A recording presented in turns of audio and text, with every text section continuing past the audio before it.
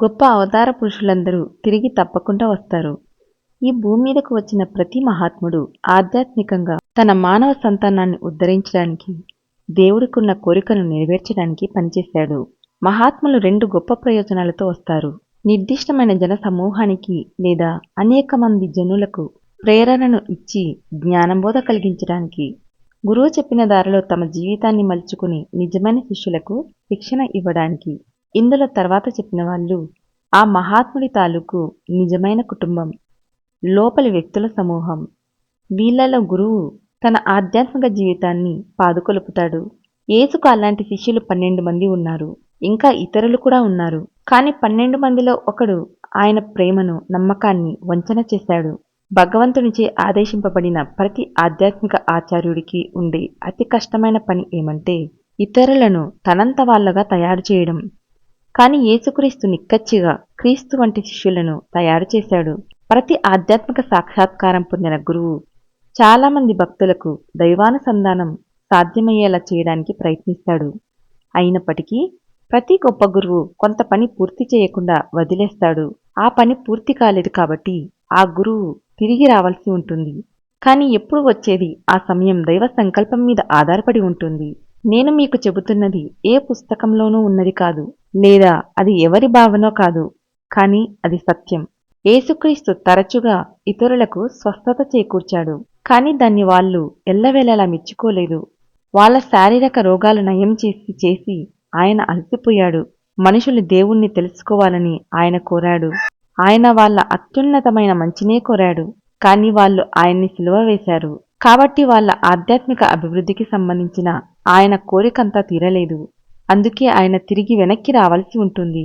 ఆయన వంటి మహనీయులు మరిన్ని ఆత్మలకు దేవుడి దగ్గరకు తీసుకువెళ్లడానికి భూమి మీదకి తిరిగి వస్తారు.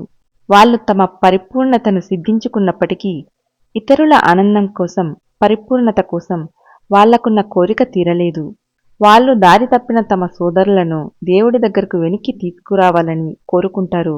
మీరు యేసుక్రీస్తును ప్రార్థించినప్పుడు ఆయన మీ ప్రార్థనలను అనుభూతి పొందుతాడు. యేసుక్రీస్తు లాంటి విముక్త ఆత్మలు తమ భక్తుల పిలుపును ఎరిగే ఉంటారు. మీ భావస్పందనలను వాళ్ళు అందుకుంటున్నారనే విషయం మీకు తెలియకపోవచ్చు, కానీ వాళ్ళు వాటిని అందుకుంటున్నారు. మీ ప్రేమపూర్వకమైన అభ్యర్థన బాగా బలమైనప్పుడు మహాత్ములు మీ దగ్గరకు వస్తారు. భూమినంతటిని ఉద్ధరించాలన్నదే వాళ్ళ కోరిక. ఎందుకంటే దైవ సాక్షాత్కారం పొందిన మహాత్ముడికి తనకిక మరణం లేదనే విషయం తెలుసు. అతడు ఆ నిత్యానందంలో జీవిస్తాడు. అయినప్పటికీ అలాంటి మహాత్ములు ప్రపంచపు దుఃఖాలను ఎరిగే ఉన్నారు. వాళ్ళు జగత్పితతో అంటారు, ప్రజలు ఒకళ్ళనొకళ్ళు చంపుకుంటున్నారు, ఇంకా అనేక విధాలుగా బాధపడుతున్నారు. ఇది ఇలా ఎందుకుండాలి? అప్పుడు దేవుడంటాడు, కొంత సమయం గడిచాక నేను నిన్ను వాళ్ళకి సహాయం చేయడానికి వెనక్కి పంపుతాను. భగవంతుడు ఆదేశించిన మానవజాతి రక్షకులు భూమి మీదకు మళ్ళా తిరిగి రావాలి. కానీ వాళ్ళు ఎప్పుడు వస్తారనేది ఎవ్వరూ చెప్పలేరు. కాబట్టి చాలామంది క్రీస్తు రెండోసారి వస్తాడని విశ్వసిస్తారు. కానీ అది ఎప్పుడు జరుగుతుందో దైవ సంకల్పం మీద ఆధారపడి ఉంటుంది. మహాత్ములు జగత్పిత అనుమతితో మాత్రమే వస్తారు. కొన్ని సందర్భాలలో సమయం ఆసన్నమైనప్పుడు భగవత్ ప్రేరితులైన వారు దాని గురించి మాట్లాడతారు. కానీ ఇతర అవతార పురుషులు ముందుగా చెప్పకుండానే వస్తారు. రెండూ ఒక్కటే, వాళ్ళు వస్తారు. నేను కూడా మళ్ళా రావాలని కోరతాను. నేను స్వర్గంలో నా ఇంటి నుంచి మరణానంతర అగాధాన్ని నా పడవలో దాటి అనేకసార్లు భూమి తీరాలకు వస్తాను.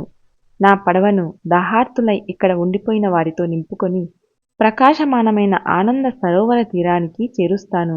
అక్కడ నా తండ్రి అందరికీ అన్ని కోరికలు శమింపచేసే శాంతి పానీయాన్ని పంచుతాడు. అందరికీ సాయం చేయడం అనేది అద్భుతమైన విషయం. ప్రతి ఒక్కరూ ఈ భూమి మీద ఆ విధంగా జీవించాలని కోరుకోవాలి. స్వార్థపరమైన ప్రయోజనాన్ని ఎందుకు అన్వేషించాలి? మనం దేవుడికి తెలుసుంటే ఆయన పిల్లలకు కూడా మనం తెలుసుంటాం. ఎందుకంటే దేవుడిలో మనమంతా ఒక్కటే. ఆయన్ని కనుక్కోవడం ఎంతో ముఖ్యం. మన కోసం మనం ఆయన ప్రేమను తెలుసుకోవాలి. ఆయనలో రెయింబవళ్ళు ఒక నిరంతర ఆనందంగా అంతులేని సంతోషంలో మునిగిపోవాలి. గొప్ప ఆత్మలు మళ్ళీ అవతరిస్తాయి. దేవుడు వాళ్ళకి వ్యక్తిత్వాన్ని, ఒక దివ్యమైన పాత్రను తన కోసం పోషించడానికి ఇచ్చాడు. వాళ్ళు తమ పనిని చెయ్యాలి. ఎందుకంటే వాళ్ళు దేవుణ్ణి ప్రేమిస్తారు. వాళ్ళు వస్తారు. ఎందుకంటే అజ్ఞానంలోనూ బాధలనే బురదలో ఈ ప్రపంచంలో తడబడుతున్న చాలామంది సోదరులు ఉన్నారు. గొప్పవాళ్ళు మళ్ళీ వస్తారు. యేసుక్రీస్తు కూడా తప్పకుండా మళ్ళీ వస్తాడు. చాలా ఆత్మలను స్వర్గరాజ్యానికి తీసుకువెళ్ళడానికి. Thank you.